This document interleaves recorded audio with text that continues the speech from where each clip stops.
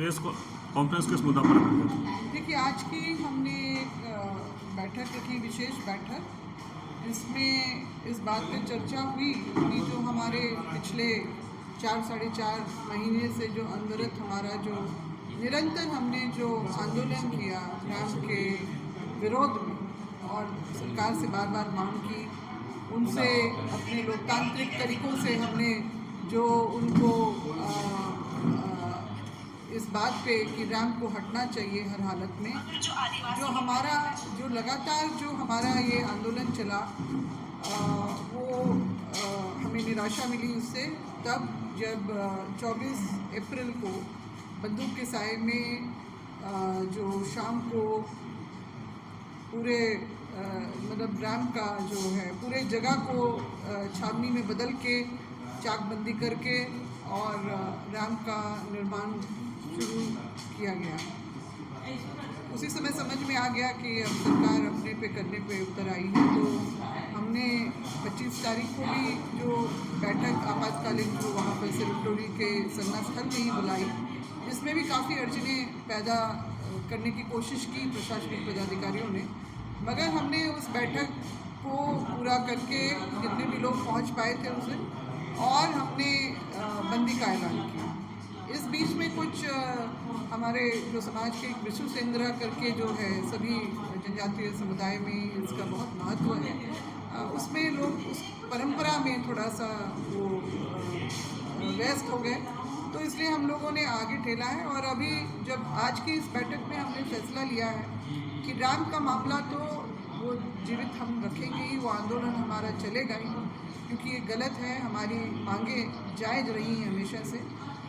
और सरकार का रवैया के प्रति हमारा विरोध लगातार जारी रहेगा। इसके अलावा एक मोर्चा का भी हमने जो है शुरुआत की है आज से, जिसका नाम रखा है आदिवासी बचाओ मोर्चा, क्योंकि अभी हम लोग जो इस प्रदेश में हमारे राज्य में जो हम लोग हालात देख रहे हैं कि जिस तरह से पेशा अभी तकरीबन 25 साल जो है होने को आए हैं, मगर अभी भी पेशा जो है जो लागू नहीं हो पाया। वैसे तो एक कानून जो है 1986-87 में जो बना लागू हुआ, तो वो स्वतः ही सभी देश में ये लागू है, और हम लोग ग्राम सभा की महत्ता को समझ रहे हैं, और उसको हम लोग उसका हम लोग अनुसरण भी करने की का काम होता है। मगर अभी भी जो एक प्रशासनिक तौर पे जो पेशा कानून को जो लागू होना चाहिए वो आज तक नहीं हो पाया है, तो ये एक बहुत गंभीर मामला है इस मुद्दे को लेके। दूसरा एक और भी एक बहुत ही अहम मुद्दा जो हमारी अपनी अस्मिता से जुड़ा हुआ है, वो है धर्म कॉलम कोड की बात। केंद्र सरकार ने अभी हाल में ही पहलगाम का जो मामला हुआ, इतना नरसंहार हुआ, उसके बाद सिंदूर ऑपरेशन के बाद में जातीय मतलब जो जनगणना की बात का जो उन्होंने फैसला लेकर क्रेडिट लेने की बात भी की है, तो हम उनसे सवाल करते हैं कि आखिर आदिवासी, इस देश का आदिवासी अपनी पहचान कहाँ दर्ज करवाएगा, जो जातीय जनगणना होगी देश भर में। और हमारे अपने राज्य की तो सरना धर्म कोड की तो मांग है ही, मगर सबसे पहली बात है कि जैसे कि आपका 2020 में जो प्रस्तावित जो जनगणना का कार्य होने वाला था, उसके प्रपत्र में हमने पाया कि हमारा कॉलम कोड जो 7वें नंबर पे था, हिंदू मुस्लिम सिख ईसाई बौद्ध जैन के बाद जो 7वें नंबर पे आदिवासी धर्म एवं अन्य मान्यताएं, या अंग्रेजी में बोले ट्राइबल रिलीजन एंड अदर पर्सुएशंस का जो कॉलम कोड, जिसमें हम लोग 1961 से जो है अपनी पहचान जो देश भर के आदिवासी, चाहे वो इस राज्य के इस भूभाग के रहने वाले जो हमारे 4-5 राज्य के जो हैं सरना में अपना अंकित कराते आए,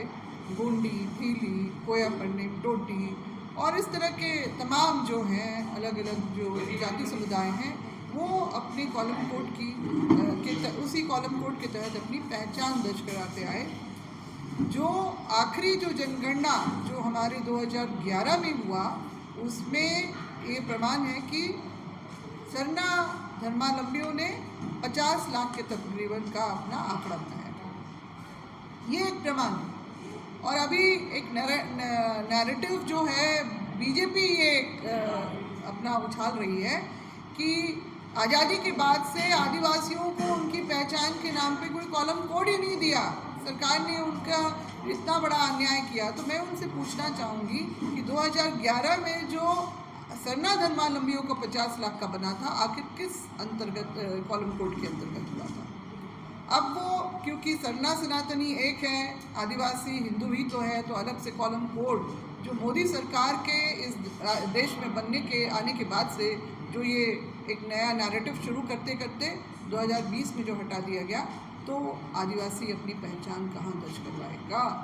ये एक बहुत बड़ा सवाल जो है हम कर रहे हैं। सरना कोड की तो मांग हमारी है ही, जो 2020 में ही राज्य सरकार ने इसको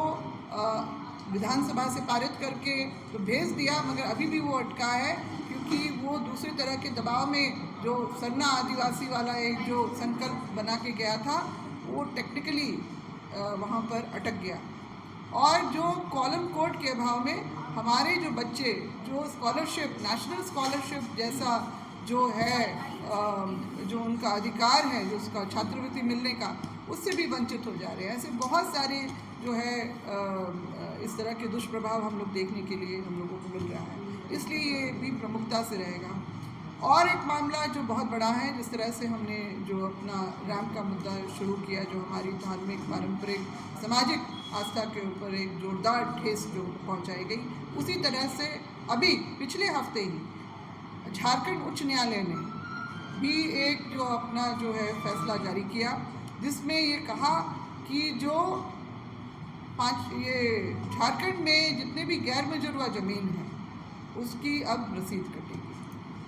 तो ये बहुत ही मतलब मैं कहूँगी हमारे जो विद्वान न्यायाधीश जो अभी जो चीफ जस्टिस यहाँ पर हैं, उनको ये जानना होगा कि वो 5वीं अनुसूची के एक बहुत ही सम्मानित पद पे जो न्यायालय में वो बैठे हैं, और उनको समझना होगा कि 5वीं अनुसूची की आत्मा में क्या है। यहाँ पर हमारी ज़मीनों के संरक्षण में तो 3 बड़े कानून लाए ही गए। इसके अलावा जब संविधान का निर्माण हो रहा था तो 5वीं अनुसूची में ये स्पष्ट रूप से लिखा गया है कि गैर मजुरा ज़मीन की मालिक सरकार नहीं होगी, वो वहाँ की जनता फैसला करेगी कि इसका सामूहिक इस्तेमाल किस तरह से किया जाए।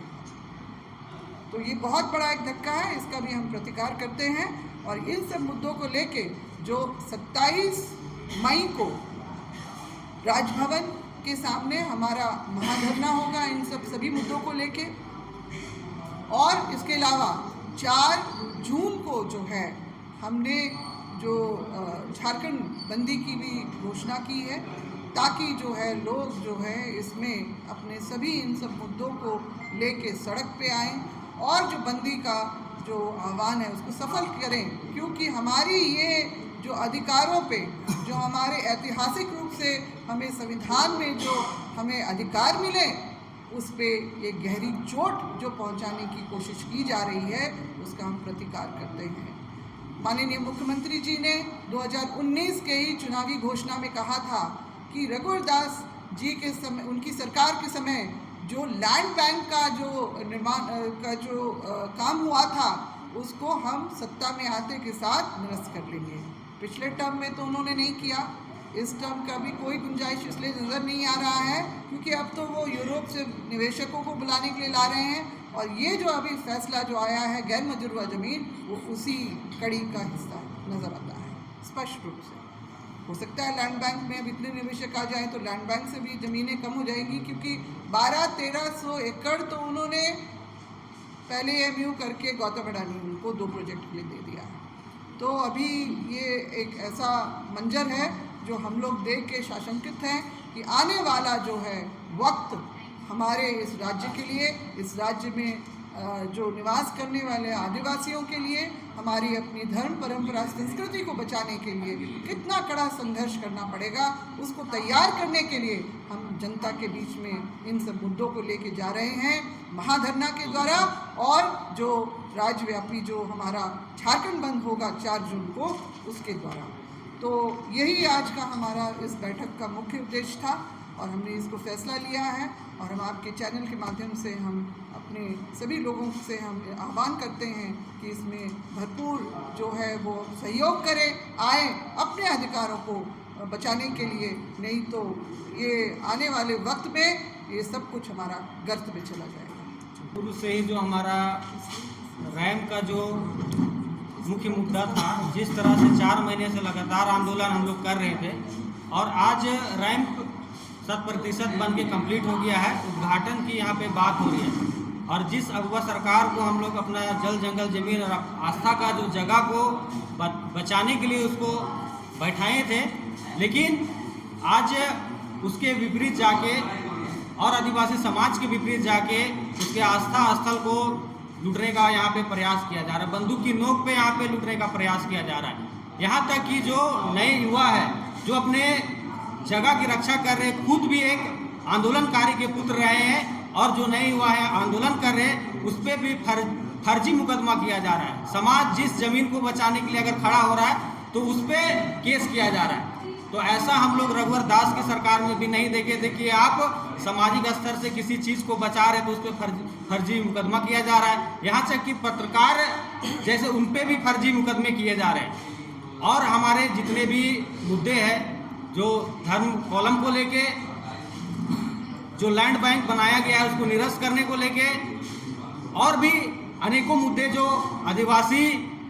के ठीक विपरीत जा रहे हैं, इस अगवा सरकार में हमको पर्याप्त होते हुए नजर नहीं आ रहे। इन तमाम मुद्दे को लेके आदिवासी बचाव मोर्चा यहाँ पे हम लोग संगठन के माध्यम से पूरे राज्य में अपने हक अधिकार को बचाने के लिए हम लोग नए उलगुलान की तैयारी किए हुए हैं। और जो हमारा पूर्व का जो संगठन चलता था